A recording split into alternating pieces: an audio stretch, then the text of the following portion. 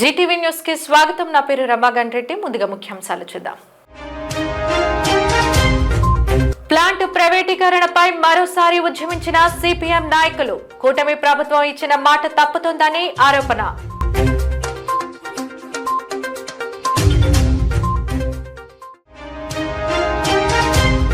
Plant ప్రైవేటీకరణ జరగదని స్పష్టం చేసిన టీడీపీ అధ్యక్షులు పల్లా. వైసీపీ సహా కొంతమంది కార్మిక నేతలు చేస్తున్న దుష్టాచారాన్ని ఆపాలని వార్నింగ్.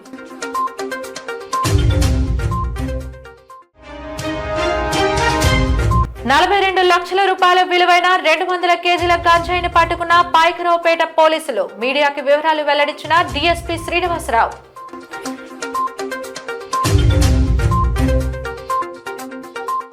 తెలుగు ప్రజల పోరాట ఫలితంగా ఏర్పాటు చేయబడ్డ విశాఖ స్టీల్ ప్లాంట్ ని కేంద్ర ప్రభుత్వం నిర్వీర్యం చేస్తూ ప్రైవేటు వ్యక్తుల చేతులకు అప్పగించే ప్రయత్నాన్ని సాగనివ్వమని ఎన్నికల సమయంలో ప్లాంట్ ప్రైవేటీకరణపై కూటమి నాయకులు ఇచ్చిన మాటకు కట్టుబడి ఉండాలని డిమాండ్ చేస్తూ నేడు జగదమ్మ కూడల్లో సిపిఎం చేపట్టిన నిరసనకు సంబంధించిన మరింత సమాచారాన్ని మా ప్రతినిధి ప్రసాద్ అందిస్తారు. విశాఖ ఉక్కు ఆంధ్రుల హక్కు నినాదాన్ని కూటమి ప్రభుత్వం విస్మరించింది.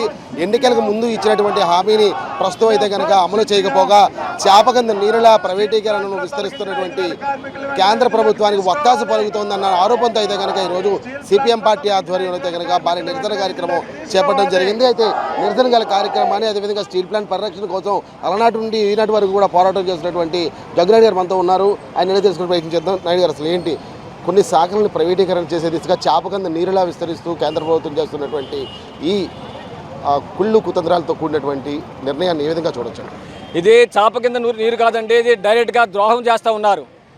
వైజాగ్ స్టీల్ ప్లాంట్ని ఈఓఐ పేరు మీద ముక్కలుగా చేసి మొత్తం మోడీ ప్రభుత్వానికి వాళ్ళ మంత్రివర్గానికి అనుకూలంగా ఉండేటువంటి పెద్ద ప్రైవేటు సంస్థలకి వైజాగ్ స్టీల్ ప్లాంట్ కట్టబెట్టాలి అనే కుట్రలో భాగంగానే ఈరోజు వైజాగ్ స్టీల్ ప్లాంట్లో ఈఓఐని ప్రవేశపెట్టారు. కాబట్టి పూర్తిగా ప్రైవేటీకరణ చేసే చర్య, బహిర్గతంగా ప్రైవేటీకరణ చేసే చర్య.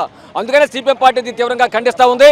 వైజాగ్ స్టీల్ ప్లాంట్ ప్రైవేట్ పరం కానివ్వం, దీన్ని లాభాల పాటు పట్టిస్తాం, దేశంలోని అగ్రగామి సంస్థగా నిలిపిస్తామని చెప్పని హామీ ఇచ్చి ఎన్నికల్లో గెలిచిన తర్వాత కూడా అదే మాట చెప్పినటువంటి రాష్ట్రంలో టీడీపీ, జనసేన, బీజేపీ కూటమి ముఖ్యమంత్రి చంద్రబాబు గారు, పవన్ కళ్యాణ్ గారు మీరు వెంటనే జోక్యం చేసుకొని ఈ వైజాగ్ స్టీల్ ప్లాంట్లో ఈవైని ఆపించాలి, వైజాగ్ స్టీల్ ప్రభుత్వం కాపాడాలి. అది మీ బాధ్యత. ఎన్నికల్లో ప్రజలు మీకు నమ్మి ఓట్లేసి గెలిపించారు. ఆ నమ్మకాన్ని వమ్ము చేయకుండా మీరు నిలబడాలని చెప్పని మేము డిమాండ్ చేస్తున్నాం. ఈఓఐ అంటేనే ఇది ప్రైవేటీకరణ. భవిష్యత్తులో ఈ డిపార్ట్మెంట్లో ఆఫీసర్లు కానీ, పర్మనెంట్ ఎంప్లాయీస్ కానీ, పాత కాంట్రాక్ట్ కానీ ఎవరు మిగలరు. ఇంకా పూర్తిగా ప్రైవేట్ చేతుల్లో పోతుంది. ఆ ప్రైవేట్ వ్యక్తులు ఈ రాష్ట్ర ప్రజానికం కాకుండా, ఈ రాష్ట్ర కార్మికులు కాకుండా ఇతర రాష్ట్రాల నుంచి కార్మికులు తీసుకొస్తారు. వాళ్ళకి ఎటువంటి కార్మిక చట్టాలు అమలు చేయరు, నిలువు దోపిడీ చేస్తారు, నిర్బంధం ప్రయోగిస్తారు. ఆ విధంగా ప్రైవేట్ సంస్థల లాభాల కోసం మోడీ ప్రభుత్వం కంకణం కొట్టుకుని వైజాగ్ స్టీల్ ప్లాంట్ నాశనం చేస్తుంటే ఈ రాష్ట్ర ప్రయోజనాల్ని, ప్రజల ప్రయోజనాల్ని, విశాఖపట్నం ప్రయోజనాలు కాపాడాల్సినటువంటి టీడీపీ, జనసేన, బీజేపీ కూటమి మోడీకి దోషం అవ్వడం, ప్రజలకు అన్యాయం చేయడం చెప్పినది సిపిఎం పార్టీ తీవ్రంగా ఖండిస్తూ ఉంది. కానీ వెంటనే ఈఓఐని రద్దు చేయాలి, తొలగించడం 5,000 మంది కాంట్రాక్ట్ కార్మికులు వెంటనే విధులు తీసుకోవాలి, నిర్వాసులు 5,000 మందికి ఉద్యోగాలు వెంటనే ఇవ్వాలని చెప్పి డిమాండ్ చేస్తున్నాం. గాజువాక ఎమ్మెల్యే పల్లా శ్రీనివాసరావు, విశాఖపట్నం ఎంపీ శ్రీభర్తో మీరు వెంటనే నోరు విప్పి జోక్యం చేసుకుని వెంటనే కదలాలి, స్టీల్ ప్లాంట్ కాపాడాలని డిమాండ్ చేస్తున్నాం. లేని పక్షంలో మీకు ప్రధానికి సరైన గుణపాఠం చెప్పదని చెప్పి మీ ద్వారా హెచ్చరిస్తున్నాం. సార్, ఇప్పుడు ఎన్నికలకు ముందు కూటమి ప్రభుత్వం అధికారంలో రాకముందు ప్రధానంగా ఉత్తరాంధ్ర జిల్లాలకు సంబంధించి ఇంత భారీ మెజారిటీ వచ్చిందంటే కారణం ప్రైవేటీకరణను ఆపుతామన్నటువంటి ఒక హామీ. ఈ హామీని పక్కన పెట్టి ఈరోజు ఎవరిష్టానుసారంగా వారి నిర్ణయాలు తీసుకుని వెళ్తున్నారు. దీన్ని ఏ విధంగా చూడండి? ఈరోజు ఆ రోజు ఎన్నికల్లో మేము స్టీల్ ప్లాంట్ రక్షిస్తామంటేనే విశాఖపట్నం ప్రజలు ఓట్లేశారు. ఇప్పుడు విశాఖపట్నం స్టీల్ ప్లాంట్ని ప్యాకేజీ పేరు మీద కొంతకాలం నాటకాలు నడిపారు. రాష్ట్రంలో చంద్రబాబు నాయుడు ప్రభుత్వం, కేంద్రంలో బీజేపీ ప్రభుత్వం. ఇప్పుడు ముసుగంతా కూడా తొలగిపోయింది. ఇప్పుడు 44 ముక్కలు చేస్తున్నారు స్టీల్ ప్లాంట్ని. 44 మంది కాంట్రాక్టర్లు కప్పచెప్తారు. ఈ కాంట్రాక్టర్లు అందరూ తెలుగుదేశం వాళ్ళు, జనసేన వాళ్ళు, బీజేపీ వాళ్ళే, వేరే వాళ్ళు కాదు. ఇది కొంతకాలం నడుపుతారు. ఇది ఎందుకు నడుపుతూ ఉన్నారంటే ఇందులో పనిచేసేటటువంటి నిర్వాసిత కార్మికులు ఉన్నారు, కాంట్రాక్ట్ కార్మికులు ఉన్నారు, అలాగే ఉత్తరాంధ్ర పేద కార్మికులు ఉన్నారు, పర్మనెంట్ కార్మికులు ఉన్నారు, మన ఆంధ్ర రాష్ట్ర వాళ్ళందరినీ కూడా ఉద్యోగాల నుంచి పీకేయాలి. పీకేయడం కోసం ప్రైవేట్ వాళ్ళకి ఇచ్చేస్తున్నారు. పీకేసిన తర్వాత దీన్ని హోల్సేల్గా మిట్టలకో, అదానీకో, అంబానీకో, లేకపోతే జిందాల్ వాళ్ళకో ఇవ్వటం కోసం అనేటువంటిది మొదటి దశలో ఈ కార్యక్రమం అనేటువంటిది చేస్తున్నారు. దీన్ని ఎదుర్కోవడానికి ఉద్యమాలు, ఆందోళన, పోరాటాలు చేయకుండా కార్మికులు దీక్షా శిబిరాన్ని కూడా రాష్ట్ర ప్రభుత్వం కూల్చేసింది. ఇప్పుడు పాకిస్తాన్, ఇండియా మధ్య బోర్డర్లో ఎలా ఇనప కంచెలు వేస్తారో ఆ ఉద్యమాలు చేసేటటువంటి కేంద్రంలో కూడా మొత్తం ముళ్ళకంచెలు వేసేసి పోలీసు బందోబస్తు పెట్టి ఉద్యమాలు చేయకుండా నిర్దాక్షిణ్యంగా అణిచివేసేటటువంటి చర్యలకి చంద్రబాబు నాయుడు కూటమి ప్రభుత్వం ప్రయత్నం చేస్తుంది. వాళ్ళకి ఆంధ్ర రాష్ట్ర కార్మికులు పనికిరారు, అలాగే ఉత్తరాంధ్ర కార్మికులు అంటే అసలు పనికిరారు, వాళ్ళు దెయ్యాలు బోతాలంట. స్టీల్ ప్లాంట్కి భూములు ఇచ్చినటువంటి నిర్వాసిత కుటుంబాలు అసలు పనికిరారంటే వాళ్ళు పనిచేయరనేటువంటిది తెలుగుదేశం దృష్టిలో ఉంది. వాళ్ళకి ఉత్తరప్రదేశ్ వాళ్ళు కావాలంట, బీహార్ వాళ్ళు కావాలంట, అస్సాం వాళ్ళు కావాలంట, ఒరిస్సా వాళ్ళు కావాలంట, జార్ఖండ్ వాళ్ళు కావాలంట. ఇప్పుడు వీళ్ళని బీకేసి వాళ్ళని తీసుకొచ్చేస్తున్నారు. అందుకోసం మేము సవాల్ చేస్తున్నాం. సంవత్సరం అయింది ఇప్పుడు ఎన్నికలు జరిగి. ఇప్పుడు మీ ఎంపీని ఎమ్మెల్యే గారిని రాజీనామా చేసి పెట్టమనండి. గెలిస్తే మీ యొక్క చేస్తున్న చర్యలు తీసుకున్న నిర్ణయాలు కరెక్ట్ అని విశాఖ ప్రజలు భావిస్తే మీకు ఓటేస్తారు. మీరు తప్పని మీ వాళ్ళని ఓటిస్తే ఆ విధానాల నుంచి మీరు వెనక్కి తక్కోండి. ఆ విధంగా ఎన్నికల బరిలోకి రండి. ఒక్క సంవత్సరంలోనే ఇంత దారుణానికి, ఇంత నైవేద్యానికి మోసం చేయటం అనేటువంటిది చాలా దుర్మార్గం. దీన్ని అడ్డుకుంటాం, వెనక్కి కొడతాము. అది మీ సొంత సత్తు కాదు, ఇది ప్రజల సత్తు. చంద్రబాబు నాయుడు గారు అధికారంలో ఉంటే ఏదేం చేయొచ్చని కుదిరిద్దా ఏంటి? కుదరదు, ఎదుర్కొంటాం. పెద్ద ఎత్తున ఉద్యమం చేస్తామని వెనక్కి వెళ్ళాలి అనేటువంటి మేము డిమాండ్ చేస్తున్నాం. కుమార్ గారు, ఇప్పటికీ కూడా లేదు స్టీల్ ప్లాంట్ పరిరక్షణకు మేము కట్టుబడి ఉన్నాము అని చెప్తున్నటువంటి కూటమి ప్రభుత్వ నాయకులకి మీరు ఇచ్చే చంద్రబాబు నాయుడు గారు, పవన్ కళ్యాణ్ గారు బయటికి చెప్పేది ఒకటి, లోపల చేసేది మరొకటి. వీళ్ళు స్టీల్ ప్లాంట్ని రక్షిస్తామని చెప్తేనే అత్యధిక మెజార్టీ గాజువాకలో పల్లా శ్రీనివాస్ గారికి ఇచ్చారు. కానీ ఈ రోజున మనం చూస్తూ ఉంటే అధికారంలోకి వచ్చిన దగ్గర నుంచి స్టీల్ ప్లాంట్ని నిర్వీర్యం చేసే విధంగానే కాంట్రాక్ట్ కార్మికులు తొలగించడం కానీ, పర్మనెంట్ కార్మికులు వీఆర్ఎస్ పెట్టడం కానివ్వండి, ఇప్పుడు విభాగాల వారీగా ఎక్స్ప్రెషన్ ఆఫ్ ఇంట్రెస్ట్ పేరుతోటి మొత్తం కార్పొరేట్ ప్రైవేట్ కంపెనీలు కట్టబెట్టడం కోసం కానివ్వండి చేస్తున్నారు. కాబట్టి స్టీల్ ప్లాంట్ను రక్షించడం కోసం మీరు కంకణబద్దులు అవుతారా, స్టీల్ ప్లాంట్కి ద్రోహిగా మీరు మిగిలిపోతారా తేల్చుకోవాలి అని చెప్పి మేము అడుగుతున్నాం. అందుకనే మొత్తం కార్మిక వర్గంలోకి, మొత్తం ప్రజానీకంలోకి స్టీల్ ప్లాంట్ను సాధించుకోవడం కోసం ఏ రకంగా అయితే పోరాటం జరిగిందో అదే ఉధృత స్థాయిలో ప్రజలందరినీ కదిలించి దీని రక్షణ కోసం రాష్ట్ర వ్యాప్తంగా కూడా ప్రజలను సమీకరించి పోరాడతాం. ఏదైతే విశాఖ ఉక్కు, ఆంధ్రుల హక్కు అన్నారో ఆ స్ఫూర్తితో పోరాడతామని చెప్పి తెలియజేస్తూ ఉన్నాం.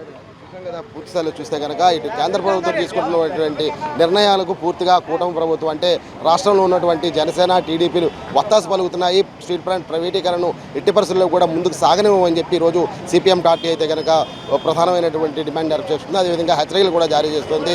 ఇప్పుడు చేప కింద నీరులా కాదు, నేరుగానే ఉన్నటువంటి యూఎస్లన్నింటినీ కూడా సుమారు 44 విభాగాలని ప్రైవేట్ కాంట్రాక్ట్ వ్యక్తుల చేతుల్లో పెట్టి కార్మికులందరినీ కూడా రోడ్డు పాలు చేసే విధంగా అయితే కనుక ఇటు కూటమి ప్రభుత్వం తీసుకున్నటువంటి నిర్ణయాలు పూర్తిగా అడ్డుకుని తీరుతామని చెప్పి సిపిఎం పార్టీ తమ హెచ్చరికలు జారీ చేస్తుంది. లేదంటే కనుక తీసుకున్నటువంటి నిర్ణయాన్ని వెనకగానే తీసుకునే ఎడల రాష్ట్ర వ్యాప్తంగా కూడా ఉద్యమాలను ఉధృత స్థాయిలో నడుపుతామని చెప్పి హెచ్చరికలు జారీ చేస్తున్న నేపథ్యం కనిపిస్తుంది. కెమెరామ్యాన్ సూర్యబాబుతో ప్రసాద్, జీటీవీ న్యూస్, విశాఖపట్నం నుంచి. జిల్లాలోని న్యాయస్థానాలలో సిబ్బంది నియామకానికి ఈ నెల 20వ తేదీ నుండి 24వ తేదీ వరకు పరీక్షలు నిర్వహిస్తున్నట్లు జిల్లా ప్రధాన న్యాయమూర్తి చిన్నంశెట్టిరాజు తెలిపారు. పరీక్షల నిర్వహణపై హైకోర్టు జారీ చేసిన సూచనలను చిన్నంశెట్టిరాజు జిల్లా జడ్జి ఛాంబర్లో ఈరోజు మీడియాకు వివరించారు. జిల్లా కోర్టులో సెనోగ్రాఫర్ 3, junior assistant, typist, field assistant, examiner, copyist, driver, record assistant, office subordinate పోస్టులకు పరీక్షలు నిర్వహిస్తారని, 3 షిఫ్టులలో ఈ పరీక్షలు కంప్యూటర్ ద్వారా జరుగుతాయని అన్నారు. పరీక్షకు హాజరయ్యే అభ్యర్థులు పరీక్ష సమయానికి 15 నిమిషాల ముందే పరీక్షా కేంద్రాలకు చేరుకోవాలన్నారు. గేటు మూసిన తర్వాత పరీక్ష కేంద్రానికి అభ్యర్థులను అనుమతించారన్నారు. అభ్యర్థులు హాల్ టికెట్తో పాటు ఐడి ప్రూఫ్ను తీసుకురావాలన్నారు. హాల్ టికెట్ డౌన్లోడ్ చేసుకోవడంలో ఏమైనా ఇబ్బందులు ఎదురైతే హెల్ప్ డెస్క్ నంబరు 0863237252 ద్వారా సంప్రదించాలన్నారు. అభ్యర్థులకి కొన్ని ఇన్స్ట్రక్షన్స్ ఇచ్చేదానికి ఈ ప్రెస్ మీట్ పెట్టమని చెప్పారు. ఆ ఇన్స్ట్రక్షన్స్ ఏమంటే, ఒకటి, మీరు తెలుసుకోవాల్సిన అభ్యర్థులందరూ 15 మినిట్స్కి ముందే, మీకు ఇచ్చిన టైంకి 15 మినిట్స్ ముందే గేట్స్ క్లోజ్ అయిపోతాయి. తర్వాత అలౌ చేయరు ఎవరిని. రెండో ఇన్స్ట్రక్షన్ ఏమంటే, హాల్ టికెట్తో పాటు కంపల్సరీగా ఐడి ప్రూఫ్ మీరు తెచ్చుకోవాలి. తర్వాత ఐడి ప్రూఫ్ ఒరిజినల్ తీసుకొచ్చుకోవటం మంచిది. ఒకవేళ సాఫ్ట్ కాపీ కానీ ఫోటోస్టాట్ కాపీ కానీ మీరు కనుక అది తీసుకొచ్చేటైతే ఐడి ప్రూఫ్ అది మళ్ళీ ఫైనల్ వెరిఫికేషన్ అవుతుంది. సబ్జెక్టు ఫైనల్ వెరిఫికేషన్ అని వాళ్ళు మళ్ళీ అందులో ఎండార్స్మెంట్ ఇస్తారు. అందువల్ల ఒరిజినల్ ఐడి ప్రూఫ్ తీసుకురావటం అనేది బాగుంటుంది. తర్వాత ఇంకొక విషయం ఏంటంటే హాల్ టికెట్ ఏదన్నా టెక్నికల్ ఇష్యూ వచ్చి డౌన్లోడ్ కాకపోతే మీకు ల్యాండ్లైన్ నెంబర్ ఒకటి ఉన్నది. ఆ ల్యాండ్లైన్ నెంబర్ ఉంది, ఈమెయిల్ ఉంది. ఆ రెండింటి ద్వారా మీరు ఆ టెక్నికల్ ఇష్యూ రిజాల్వ్ చేసుకోవచ్చు. ల్యాండ్లైన్ నెంబర్ ఏంటంటే 0863 2372 752. I'm repeating 0863 2372 752. తర్వాత email ID help desk HELP-HC.AP.AIJ.gov.in. ఈ నెల 22వ తేదీన 70వ జన్మదినం జరుపుకుంటున్న మెగాస్టార్ చిరంజీవి అభిమానులు 5 రోజుల ముందు నుండే సంబరాలు జరుపుకుంటున్నారు.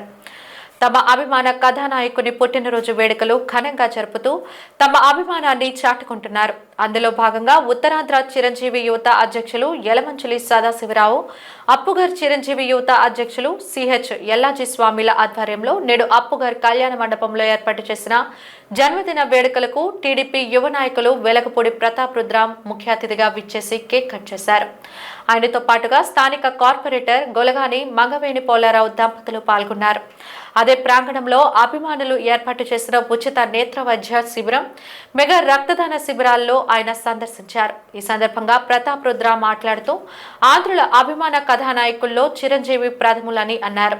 ఆయన వయసుతో సంబంధం లేకుండా తనకిచ్చిన పాత్రను పండించడంలో చిరంజీవి నేర్పరి అని కొనియాడారు. నిర్వాహకులు మాట్లాడుతూ తమ అభిమాన హీరో చిరంజీవి అడుగుజాడల్లో నడుస్తూ తమకు తోచిన ప్రజాసేవ చేస్తున్నామన్నారు. సినిమా రంగంలోనే కాకుండా ఆయన సేవా రంగంలో కూడా ఆదర్శనీయుడని, భవిష్యత్ తరాలకు హీరోలకు ఆయన రోల్ మోడల్ అంటూ కొనియాడారు. ఈ కార్యక్రమంలో జనసేన నాయకులు కె సూర్యప్రకాష్, రాజేష్, చిరంజీవి వీరాభిమాని నాగేంద్ర, మెగా అభిమానులు, గ్రామ పెద్దలు తదితరులు పాల్గొన్నారు. వేడుకలు ఈరోజు మన ఫ్యాన్స్ ప్రెసిడెంట్ ఎల్లాజీ గారి ఆధ్వర్యంలో mega donation blood donation drive జరుగుతుంది అప్పు గారిలో. ఇలాంటి ఒక మంచి కార్యక్రమం చిరంజీవి గారి జన్మదినం సందర్భంగా పాల్గొంటూ చాలా ఆనందంగా. మరి ఆగస్టు 22 పుట్టినరోజు వచ్చిందంటే మాకు పండగలతో సమానం. ఈ పండగ ఈ రోజు నుంచి మొదలవుతుంది. మాకు ఈ రోజు నుంచి మొదలై ఇంకా అక్కడి నుంచి వినాయక చవితి, దసరా, దీపావళి అన్నీ కూడా కార్యక్రమాలు మేము చేసుకుంటాం. అది ముఖ్యంగా మాకు చిరంజీవి గారితోనే మాకు అతిపెద్ద పండుగ. మరి ఈ పండగ కార్యక్రమం కూడా ఈ సంవత్సరం 70వ సంవత్సరం. మరి 70 సంవత్సరం జన్మదినాన్ని పురస్కరించుకొని ఈరోజు ఇక్కడ మన ఎంబీపీ కాలనీ అప్పుగారి జంక్షన్లో మన ఎల్లాజీ స్వామి ఆధ్వర్యంలో మరి ఈరోజు ఈ కార్యక్రమం ఉచిత వైద్య శిబిరం, అలాగే మెగా రక్తదాన శిబిరం కూడా నిర్వహించడం కూడా జరుగుతుంది. ప్రపంచ ఫోటోగ్రఫీ దినోత్సవం పురస్కరించుకొని నిర్వహించిన ఛాయాచిత్ర ప్రదర్శన తనకు గొప్ప అనుభూతినిచ్చిందని జీవీఎంసీ కమిషనర్ కేతన్ గార్గ్ అన్నారు. బీచ్ రోడ్లో విశాఖ మ్యూజియం వేదికగా ప్రపంచ ఫోటోగ్రఫీ దినోత్సవం సందర్భంగా వైజాగ్ ఫోటో జర్నలిస్ట్ అసోసియేషన్ ఏర్పాటు చేసిన 186వ ప్రపంచ ఫోటోగ్రఫీ 2 రోజుల ఫోటో ఎగ్జిబిషన్ ప్రారంభోత్సవానికి ఆయన ముఖ్య అతిథిగా హాజరయ్యారు. జ్యోతి ప్రజ్వల్ల గావించి ఎగ్జిబిషన్ను ప్రారంభించారు. ఫోటోగ్రాఫర్ల ప్రత్యేక ఛాయాచిత్ర ప్రదర్శనను నిశితంగా పరిశీలించి ఆయన స్వయంగా తన మొబైల్ ద్వారా క్లిక్ మనిపించారు. ఈ సందర్భంగా ఆయన మాట్లాడుతూ వైజాగ్ ఫోటో జర్నలిస్టులు ఏర్పాటు చేసిన ఈ ఎగ్జిబిషన్ ఆద్యంతం అద్భుతంగా ఉందన్నారు. ఈ ఎగ్జిబిషన్ ఒకవైపు నగరాభివృద్ధికి సంబంధించిన ఫోటోలతో పాటు పలు సమస్యలను ప్రతిబింబిస్తున్నాయన్నారు. ఈ ఎగ్జిబిషన్ ను సందర్శిస్తే గత ఏడాదిగా జరిగిన అనేక సంఘటనలు గుర్తుకు రావడం ఖాయమన్నారు. ఫోటోగ్రాఫర్లు తీసే ఛాయాచిత్రాలు అక్కడ జరిగే సంఘటన కళ్లకు కట్టేలా ప్రతిబింబిస్తాయని తెలియజేశారు. వచ్చే సంవత్సరం తప్పకుండా స్క్రీన్ ద్వారా ఫోటో ఎగ్జిబిషన్ ప్రదర్శన ఏర్పాటు చేసి ప్రతి ఒక్కరూ తిలకించేలా చేయాలని సూచించారు. దానికి జీవీఎంసీ తరపున సహాయ సహకారాలు పూర్తిగా ఉంటాయన్నారు. కార్యక్రమానికి వైజాగ్ ఫోటో జర్నలిస్టుల ప్రెసిడెంట్ వై రామకృష్ణ అధ్యక్షత వహించగా సెక్రటరీ అండి నవాజ్, కోశాధికారి ఎస్ శరత్ కుమార్, ఇతర సభ్యులు పాల్గొన్నారు. అనంతరం అసోసియేషన్ సభ్యులంతా కలిసి జీవీఎంసీ కమిషనర్ను ఘనంగా సత్కరించి బహుమతి ప్రదానోత్సవం చేశారు. ఈ కార్యక్రమంలో Visakha museum assistant director Palunrao, GVMC PRO Nageswararao, పెద్ద సంఖ్యలో విద్యార్థులు, అధ్యాపకులు, నగర ప్రజలు పాల్గొన్నారు. ఇంపార్టెంట్ ఈవెంట్స్ కానీ ఇక్కడ జరిగిన మేజర్ ఇష్యూస్ కానీ అన్ని సంబంధించి కూడా చూపించడం జరిగింది. ఈసారి నేను రిక్వెస్ట్ చేస్తూ హిస్టారికల్ వైజాగ్లో ఒరిజిన్ నుంచి ఏ విధంగా అప్పుడు ఉన్న ఆస్తి సంబంధించి అప్పుడు ఉన్న అసెట్ సంబంధించి ఏ విధంగా అప్పుడు పిక్చర్స్ ఉన్నాయి అది కూడా ఇక్కడ చూపించడం జరిగింది. సో రియలీ ఐఎమ్ వెరీ నాకు గూస్ బంప్స్ వస్తున్నాయి చూసుకొని. It is very very beautiful and unique collection. ఇక్కడైనా అట్లాంటి కలెక్షన్ నేనైతే ఇప్పటిదాకా చూడలేదు. సో ఫస్ట్ టైం ఇది నేను ఎక్స్పీరియన్స్ చేస్తాను. డెఫినెట్గా ఈ నెక్స్ట్ స్టేజ్కి కూడా తీసుకువెళ్ళాలి. ఇది ఇక్కడి వరకు కాదు, మనకి ఇంకా బ్యూటిఫై చేసి ఆగ్మెంట్ చేసి డిజిటలైజ్ చేసి ఇంకా ఏదైనా రూపంలో చూపించచ్చా. అదేవిధంగా ఇది ఒక పర్మనెంట్ ఎస్టాబ్లిష్మెంట్ లాగా పర్మనెంట్ సెటప్ లాగా కూడా మేము ఇదే విధంగా చూపించచ్చా దీని ఆలోచన చేస్తాము. సో ఒక మంచి ఫోటోగ్రఫీ పెట్టడానికి మంచి ఎగ్జిబిషన్ పెట్టడానికి నా తరఫున విశాఖపట్నం జీవీఎంసీ తరఫున అందరి విజిపిఎస్ ఆఫీసర్స్ ఆఫీస్ బేరర్స్కి అందరి ఫోటో జర్నలిస్ట్కి కూడా చాలా చాలా ధన్యవాదం. ఒక మంచి ఎక్స్పీరియన్స్ వాళ్ళందరికీ చూస్తున్నారు. సో 2 day వరకు ఇది ఫోటోగ్రఫీ జరుగుతుంది, ఈ ఎగ్జిబిషన్ జరుగుతుంది. So I request all of you through the media, all the participants, all the citizens of the Visakhapatnam, of the Vizag city to come and witness the developments in the last 2 years and 3 years which have happened across the city. ముఖ్య అతిథిగా వచ్చిన కేతన్ గారికి ధన్యవాదాలు తెలియజేసుకుంటున్నాము. మా exhibition గురించి చూసి బాగా ఇన్స్పైర్ అయ్యారు. మేము కూడా చాలా ఆనందిస్తాము. అందరం కలిపి 250 ఫొటోస్ పెట్టాము. మాకు 9 మందికి అవార్డ్స్ వచ్చాయి. స్టేట్ అవార్డ్స్ కూడా వచ్చాయి, స్టేట్ నేషనల్ అవార్డ్స్ వచ్చాయి. నిత్యం పర్యాటకులతో కిటకిటలాడే విశాఖ సాగర్ తీరం ప్రమాదపు అంచున ఉంది. కోతకు గురవుతున్న ప్రాంతాన్ని పట్టించుకొని అధికార యంత్రాంగ నిర్లక్ష్యం ఇక్కడ కృంగుతున్న పలు ప్రాంతాలను చూస్తే అర్థమవుతుంది. గతంలో వచ్చిన తుఫాన్లు, భారీ వర్షాల కారణంగా నేలకొరిగిన రిటర్నింగ్ వాల్స్ ఇప్పుడు మరింతగా కృంగి ప్రమాద సూచికలుగా మారాయి. ముఖ్యంగా నోవోటెల్ హోటల్ ఎదురుగా ఉన్న పిల్లల పార్కు, అక్కడికి కూతవేటు దూరంలో ఉన్న సిపెరల్ పార్కింగ్ స్థలాల పరిస్థితి ఆగమ్యగోచరంగా కానవస్తున్నాయి. కెరటాల ఉధృతి కారణంగా కోతకు గురై అడుగు భాగం నుండి ఇసుక సంద్రంలో కలిసిపోతుంది. దీంతో ఈ ప్రమాదకర పరిస్థితి ఎదురవుతుంది. పటిష్టమైన రక్షణ గోడలు కూడా నిర్మించలేని దయనీయ స్థితిలో జీవీఎంసీ, వీఎంఆర్టీఏలు ఉన్నాయా అంటూ ప్రజలు, పర్యాటకులు ఎద్దేవా చేస్తున్నారు. చేతులు కాలాక ఆకులు పట్టుకున్నా ప్రయోజనం లేదన్న సామెతను దృష్టిలో ఉంచుకొని ఇకనైనా సంబంధిత అధికారులు తగిన రక్షణ చర్యలు చేపడతారని ఆశిద్దాం.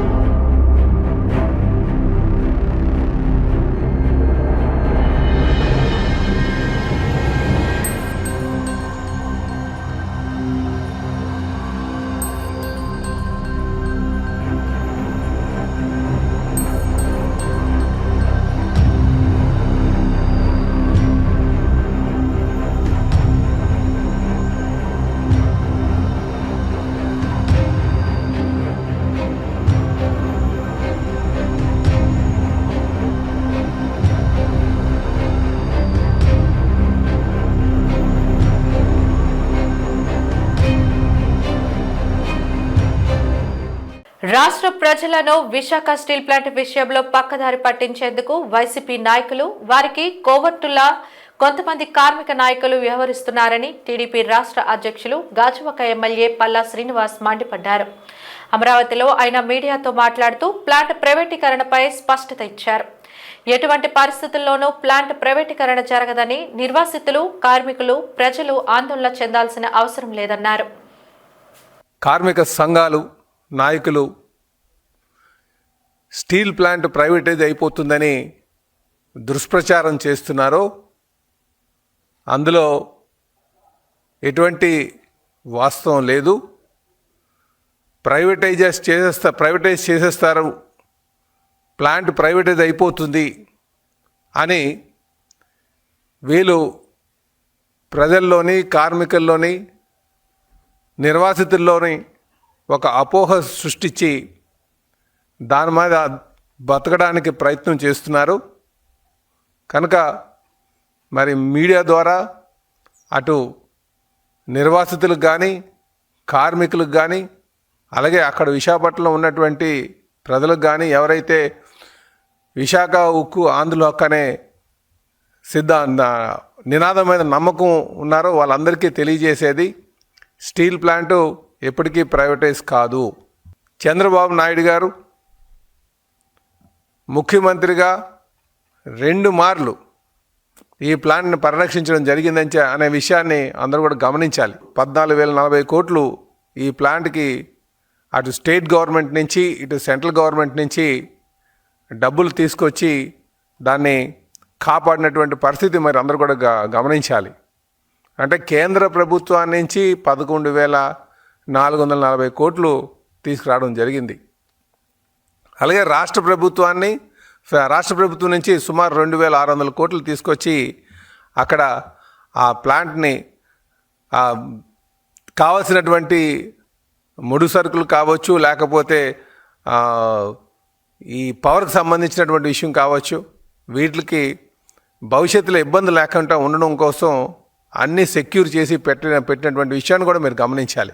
అది ఈరోజు కొంతమంది ఎవరైతే గత 5 సంవత్సరాలుగా ఎటువంటి సహకారం అందించినటువంటి వారు ఈ ప్లాన్ని ఏదో విధంగా మూసేయాలని ఒక ఆలోచన చేసినటువంటి వైసీపీ నాయకులు ఈరోజు కొంతమంది వచ్చి ఇది ప్రైవేటైజ్ చేసేస్తున్నారని చెప్పేసి తప్పుడు ప్రచారం, దుష్ప్రచారం చేస్తున్నారు. ఇందులో ఎటువంటి వాస్తవం లేదని చెప్పి కూడా ఈ సందర్భంగా తెలియజేస్తున్నారు.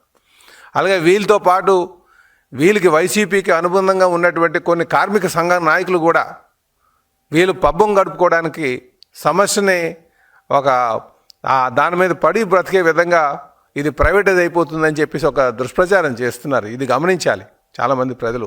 అయితే మేము తెలియజేసేది ఒకటే, ఈ ప్లాంటు నడవడం కోసం ఇంకా భవిష్యత్తులో మెరుగైనటువంటి ఉత్పత్తి సాధించడానికి కోసం కొన్ని కఠినమైనటువంటి నిర్ణయాలు తీసుకోవాల్సినటువంటి అవసరం ఉంది. ఆ కఠినమైనటువంటి నిర్ణయాల్లో భాగంగానే కొన్ని సెక్షన్స్ వాళ్ళు ప్రైవేటైజ్ చేయడం జరిగింది. ప్రైవేటైజ్ చేయడం అంటే వీళ్ళేమన్నారు, ప్లాంటే ప్రైవేటైజ్ చేస్తున్నారు. అసలు ప్లాంట్ ప్రైవేటైజ్ చేస్తున్నారు, కొనడానికి వస్తున్న వాళ్ళు ఎవరు చెప్పండి. ముందుగా కొనడానికి ఒక ప్రైవేట్ ఇన్వెస్టర్ రావాలి కదా. ఇన్వెస్టర్ అనేవాడే లేకుండా ఉన్నటువంటి పరిస్థితిలో కొన్ని భాగాలు ఏవైతే మనం ప్రైవేటైజ్ చేస్తున్నారో అది గతంలో కూడా ఈ ప్రైవేటైజ్ అయ్యే ఉన్నాయి. వీళ్ళే ఇప్పుడు చాలామంది కార్మిక నాయకులు చెప్తున్నారు సుమారు 15,000 మంది కాంట్రాక్టు వర్కర్స్ ఉన్నారని. మరి కాంట్రాక్ట్ వర్కర్స్ ఏం చేస్తున్నారు ఇన్ని సంవత్సరాలు బట్టి? వాళ్ళు చేసే పనులే ఈరోజు మెరుగ్గా దానికి ప్లాంట్కి మెరుగైనటువంటి సేవలు అందించడానికి, మెరుగ్గా ఉత్పత్తి సాధించడానికి చేస్తున్నటువంటి అందులో భాగంగానే ఇవి కొన్ని మంచి కంపెనీస్కి ఇవ్వడం జరుగుతుందని చెప్పి ఈ సందర్భంగా తెలియజేస్తున్నాం. ఇది ప్రతి ఒక్కరు కూడా గమనించాలి. అయితే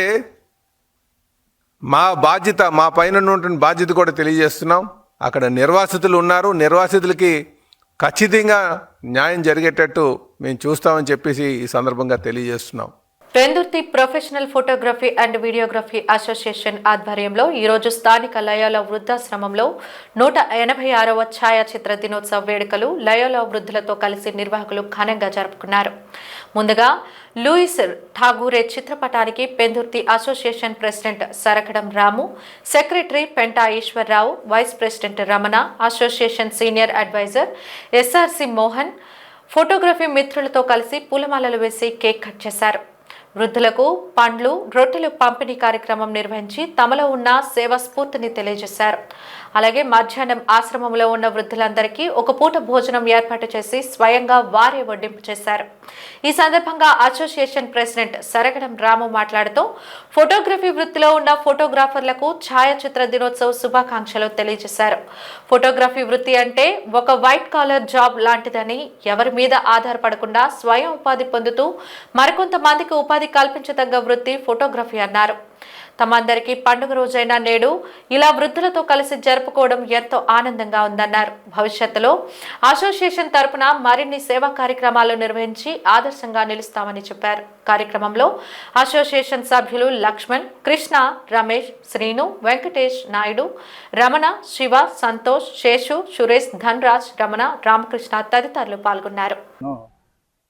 మరొకసారి అభినందనలు. మీకున్న తోచినంత స్థితిలో మీరు అన్నమాట ఈ పేదలు ఉన్నటువంటి వృద్ధులకి ఒక పూట అన్నం పెడదామని మంచి ఆలోచన వచ్చింది. మీ అందరికీ కూడా అభినందనలు అండి. 186వ వరల్డ్ ఫోటోగ్రఫీ డే సందర్భంగా Pendurthi professional photographers and videographers అందరూ కూడా మరి ఈ యొక్క యూనియన్ ప్రారంభించిన దగ్గర నుంచి కూడా ప్రతి సంవత్సరం ఏదో ఒక అనాథాశ్రమంలో కానీ లేదంటే బ్లైండ్ స్కూల్లో కానీ ఎక్కడో దగ్గర వరల్డ్ ఫోటోగ్రఫీ డే సెలబ్రేషన్ చేసుకోవడం పెందుర్తి ఫోటోగ్రాఫర్ అసోసియేషన్ వారు చేస్తున్నారు ప్రతి సంవత్సరం కూడా.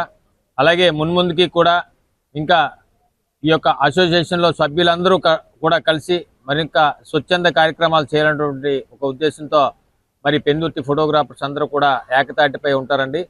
అలాగే ఈ యొక్క అసోసియేషన్లో 100 మంది వరకు ఉన్నారు.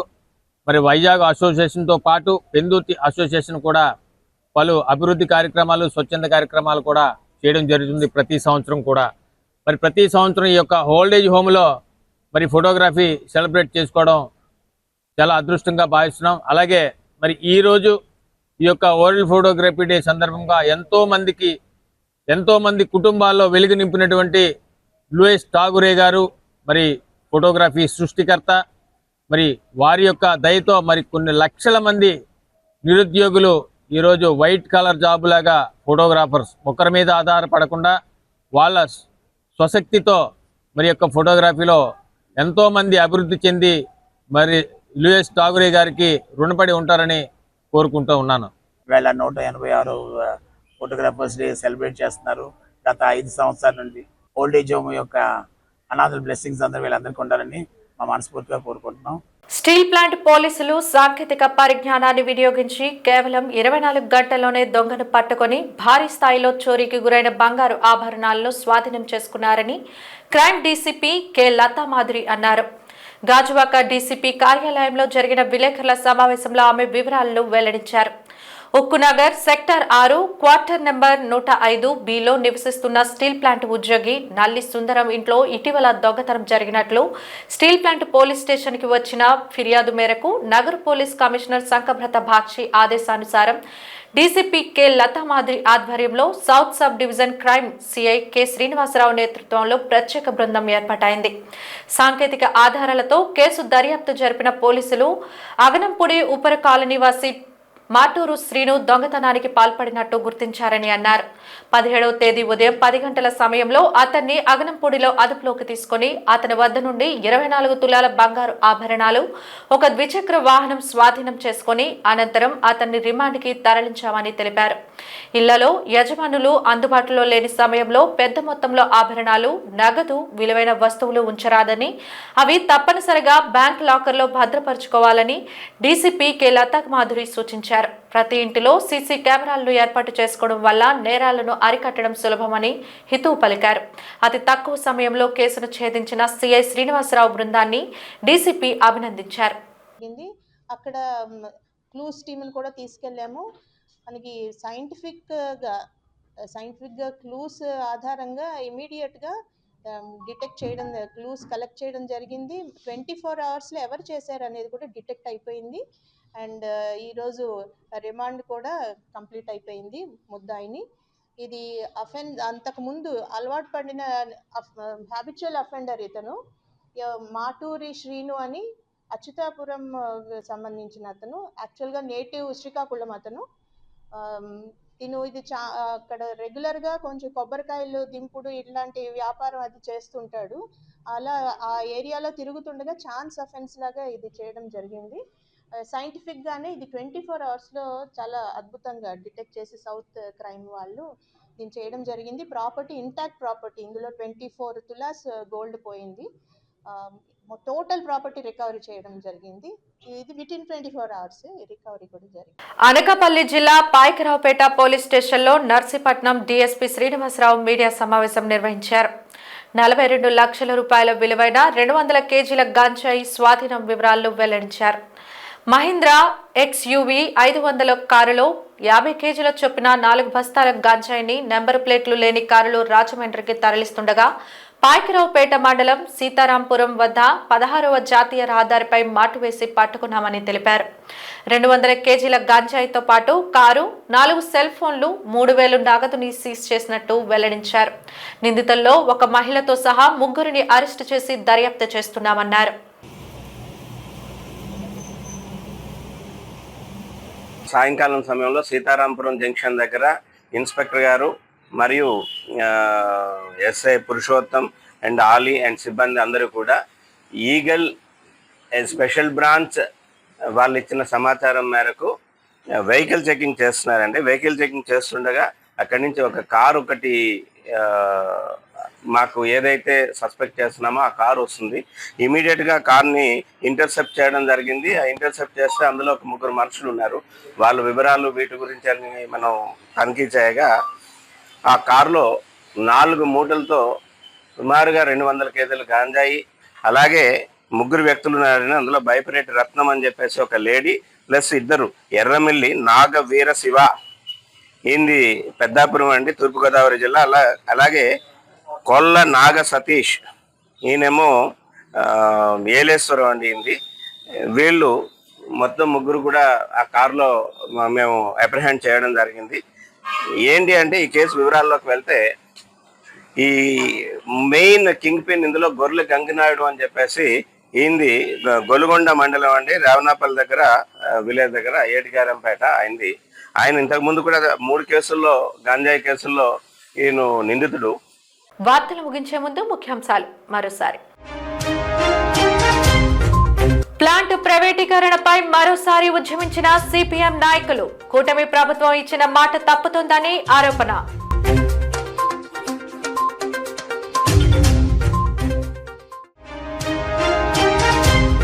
ప్లాంట్ ప్రైవేటీకరణ జరగదని స్పష్టం చేసిన టీడీపీ అధ్యక్షులు పల్లా. వైసీపీ సహా కొంతమంది కార్మిక నేతలు చేస్తున్న దుష్టాచారాన్ని ఆపాలని వార్నింగ్.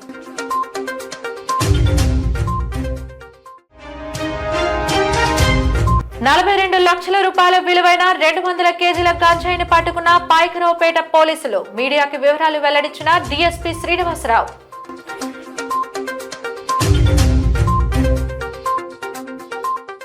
జీటీవీ న్యూస్ ఇంతటితో సమాప్తం. నమస్కారం.